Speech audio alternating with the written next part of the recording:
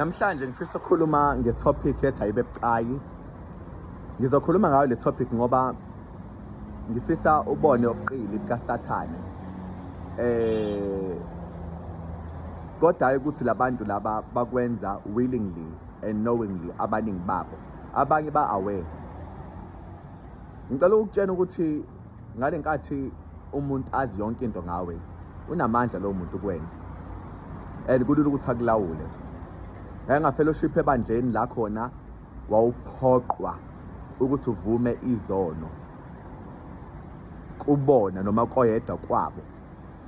At the same time later on kwaba khona ungathokozi kahle ngenxa yezinto ezayingcolisa igama lami. But ayikuthi ngikusho lokho ngobuhlungu. Ngizama ukukuvezela la ukuthi i-risk yokukhuluma impihlo zakho kubantu ongabazi. Lokhu ngikusho kumuntu osamusha egatsheni nebandla ethize okwabanye abapha abantu. Angithi uma ngabe ufike ebandleni ethize, ufika kubantu abangakwazi, une fair opportunity yokuyiveza kubona ulo muntu lo oyena. So ukukhuluma kwakho ngemuva ukuthi bowubani bowenzani really does not matter, and akekho umuntu kubona who deserve ukuthi azi lezo zinto. However, ngeke sikuvimbe uma ngabe batshena willingly, but do know ukuthi there are things esikhulumayo in confidence abanye abantu does not care abazoyisebenzisa against wena in future like they did to me. But angisho ukuthi that goes for everyone. Yabonga lenkathi kuma social platforms uwile bathi mbuke waye kuphi. Uma usu somewhere bathi mbuke lo muntu uthi uqhamuka kephi. So they kind of use izinto oyishareile to do harm kuwena, to tarnish igama lakho. These things ziyenzeka, but hayi ukuthi uma zenzeka abantu baNkulunkulu bonke banjalo. Kunabantu baNkulunkulu engibaziyo uNkulunkulu okhona kubona abathi noma bekuvumisa noma kwenzakalani bethi lead you or bakuthwale noma baku-understand even in your lowest.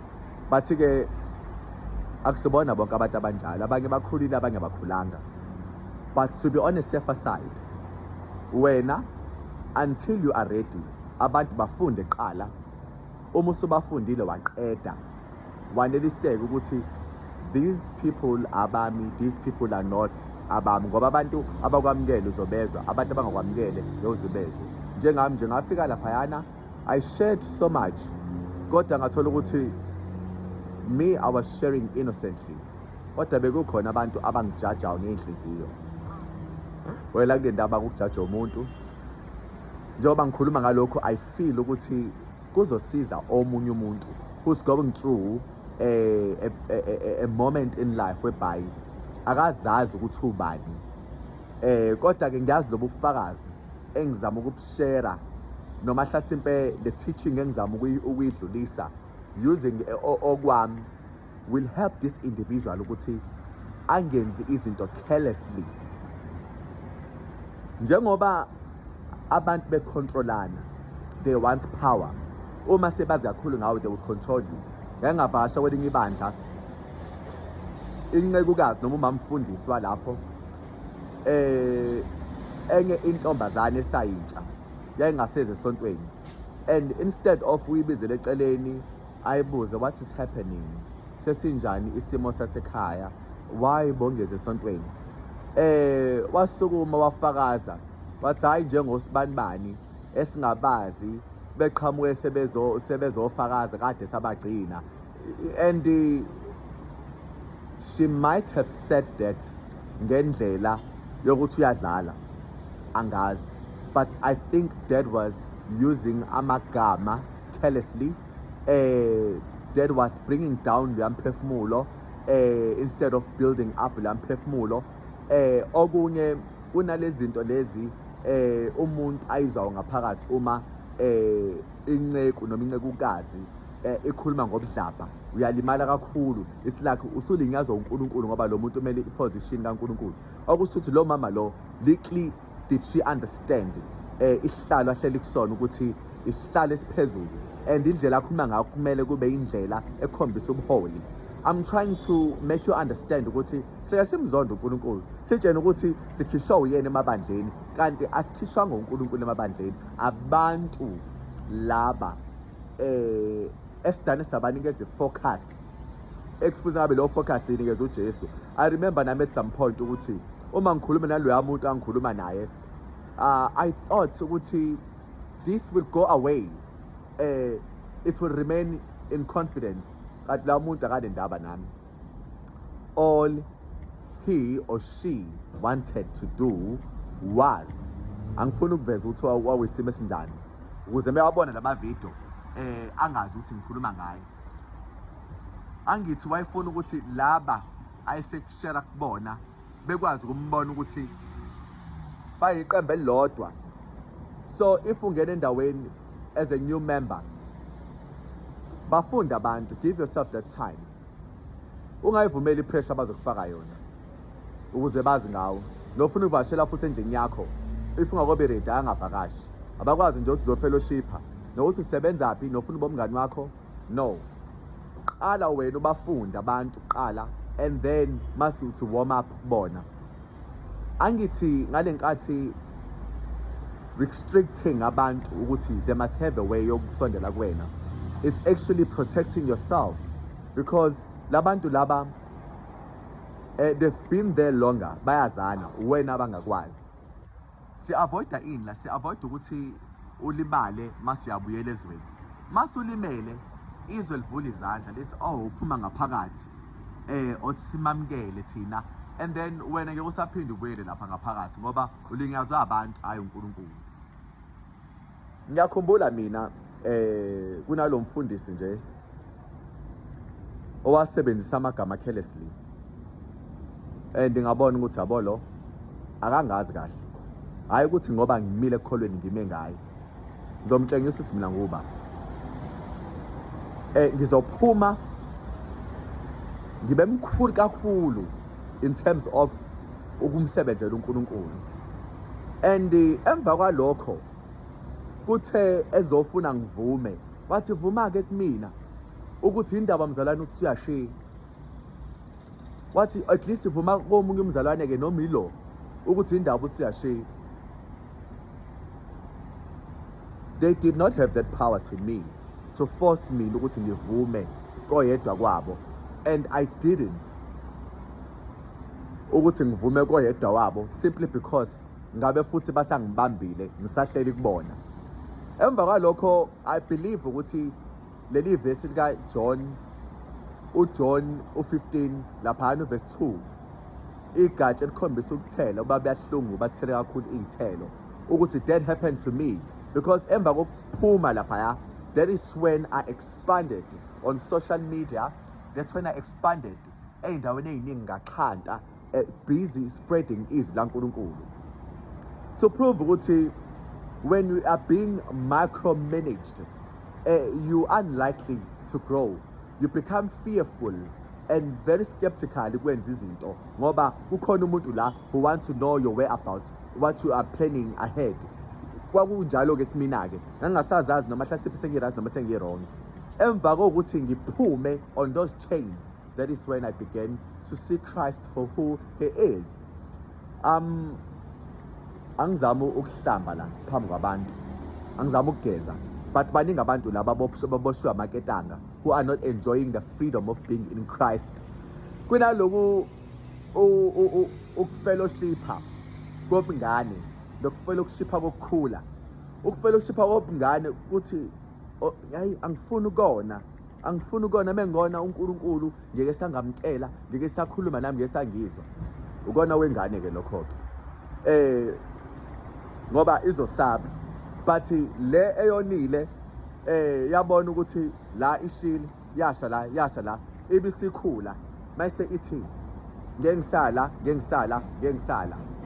I think ngale nkathi usaba ukuphuma and explore Christ usebandleni ethize khona umuntu onepower lapho kuwena usaba ukuvakasha kwamanye amabandla ngoba kuthiwa kuzokhuluma khona onepower kuwena uma umntwana kaNkulunkulu you have to be free to go anyway and fellowship nabazalwane and uJesu umkhonze umdumise ngendlela othanda ngayo. There shouldn't be umuntu la khona ozokuvimba athi you are restricted to bring your 10% la, your offering la, konke la. No, it doesn't work like that.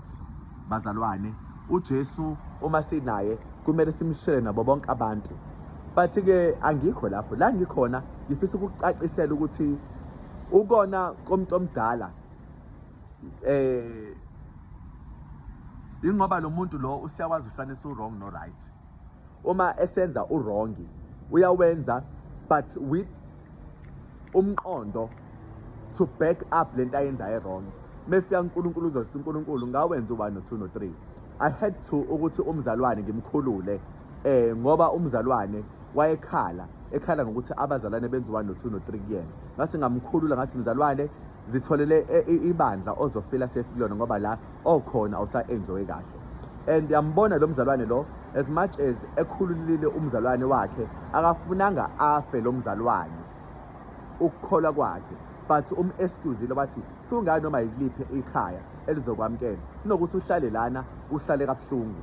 I think into esishayile is sikhulumile izinto sensitive such that sizasetshenziswa against thina each time sisukuma. I remember at some point uma ngisukuma ebandleni ethize akuthiwa nanso ke leyo ntombazane yayibo iyayithanda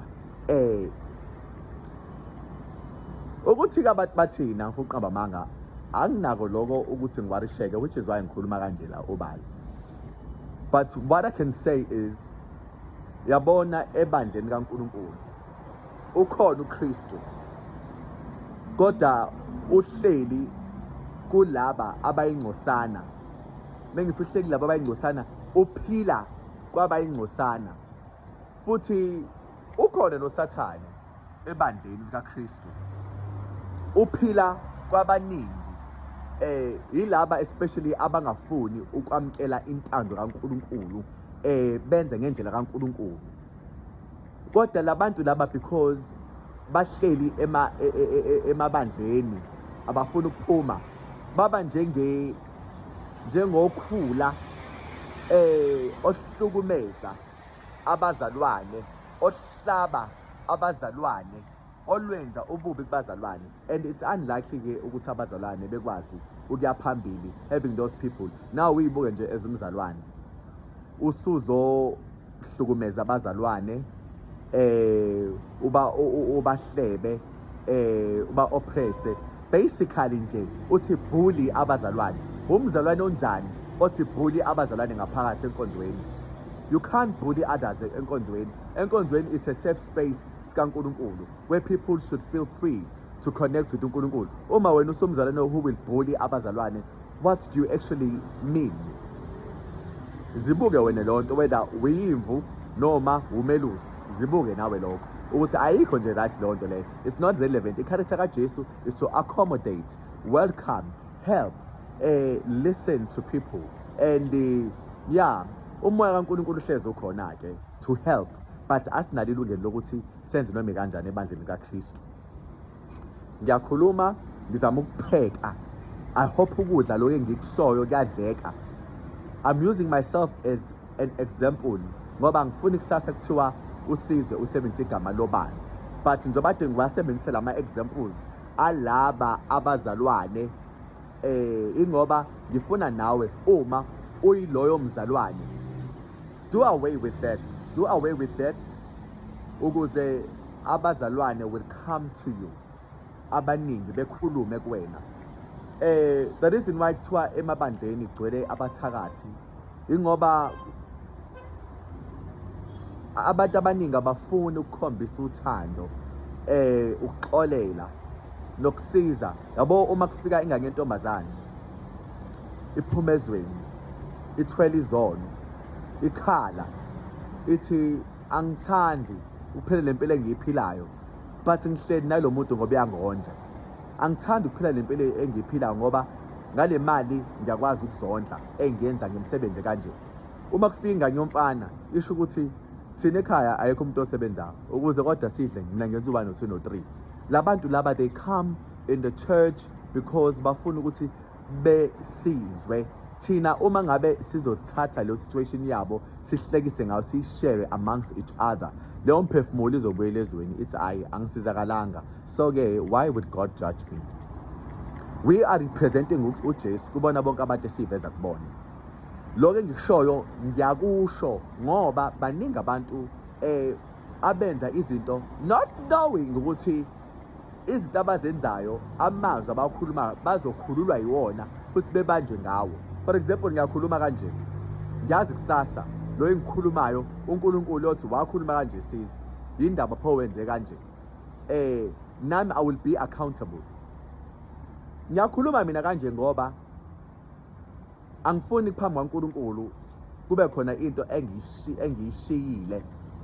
uNkulunkulu akazi noma engijaja angijajele ezami izinto ebengizenza but engangijajeli ukuthi umzalwane uhleli phansi ngenxa yami ngoba mina ngiyikhulumanga into ekumele ngiyikhulume.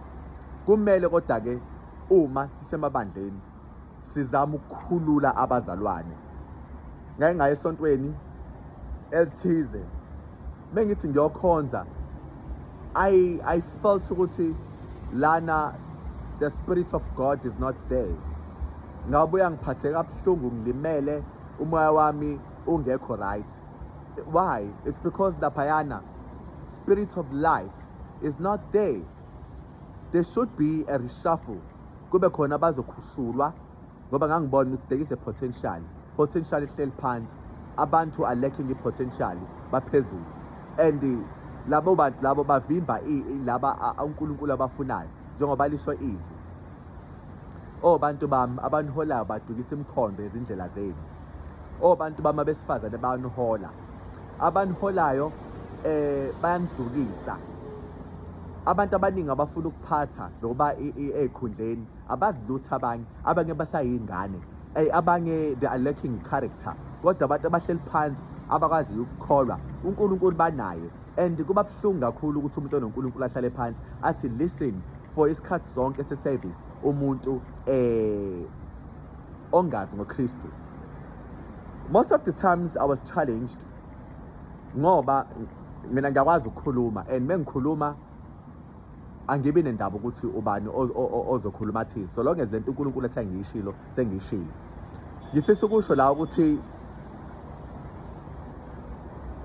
kwakusheshwe kulahlwe mina at some point ngoba babengafuni ukuluza abantu baNkulunkulu. So nabantu ngoba babe bancane noma babe bashe ekholweni they had to side nalaba bantu ngoba umuntu omholi iminyaka noma isikhathi eside all they do is winning abantu kuqala. They don't care ukuthi uNkulunkulu uthini. They don't care ukuthi some of abazalwane are speaking about uNkulunkulu ngothando. Bayitshela ukuthi zo computer for i-level yokuba abaphathi noma abelusi noma abapostoli noma abaholi. Kanti we are there revealing uKristu ophilayo, not ukuyoba ngiyikhundla. But abantu they want to minimize. These people are called ama-fire extinguisher, icimamlilo, because abantu abavutha umlilo kaNkulunkulu bayabacima, abafuni bakhulume. So kubalekile ukuthi uNkulunkulu simvumele. Mvumele uNkulunkulu noma ungathandi uyilalela into eshiwoyo, mvumele uNkulunkulu akhulume. Ngoba uNkulunkulu uyena ozolungisa ibandla lakhe. Uma babandleni sekukhona ama-fire extinguisher ngeke sikwazi ukukhula, ngeke sikwazi ukuya phambili. Kumele uNkulunkulu simvumele. Ngeke ngande kakhulu kuzobalana. Amen.